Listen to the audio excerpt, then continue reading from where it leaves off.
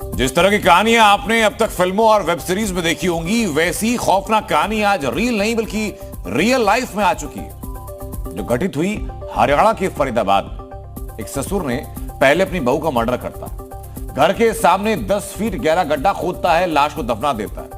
दृश्यम कांड का खुलासा हुआ, कैसे हुआ इस रिपोर्ट में देखिए।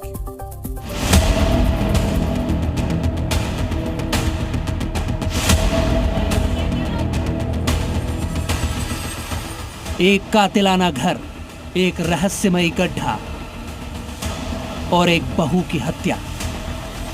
हमारी लड़की को मार के और इस गड्ढे में दफना दिया है। रिश्तों के कत्ल की अनगिनत कहानियां आपने देखी और सुनी होंगी, लेकिन देश की राजधानी दिल्ली के नजदीक जो हुआ है वो किसी सस्पेंस थ्रिलर फिल्म से कम खौफनाक नहीं है। हम इसलिए ऐसा कह रहे हैं क्योंकि हरियाणा के फरीदाबाद में दृश्यम स्टाइल में मर्डर, गली में बना दी कब्र।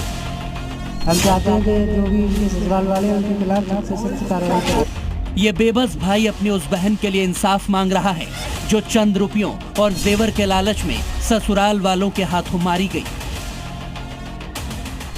आरोप है कि 28 साल की अपनी बहू को ससुराल वालों ने दहेज के लिए प्रताड़ित किया। 2 महीने पहले उसे ससुराल वालों ने मौत के घाट उतार कर दफना दिया। दावे के मुताबिक तनु के ससुर ने पहले उसका कपड़े से गला घोट दिया, फिर हत्या के बाद आरोपियों ने उसे अपने घर के सामने ही बनी गली में सड़क पर 10 फीट गहरा गड्ढा खोद के गाड़ दिया। महिला की हत्या कर उसके शव को उसके घर के सामने ही दफना दिया गया और ऊपर से सड़क बना दी गई जहां से महीनों तक लोग गुजरते रहे।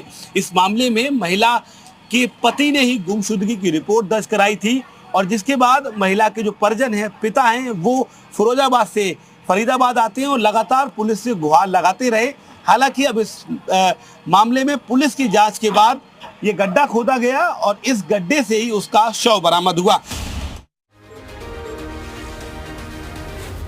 जी न्यूज़।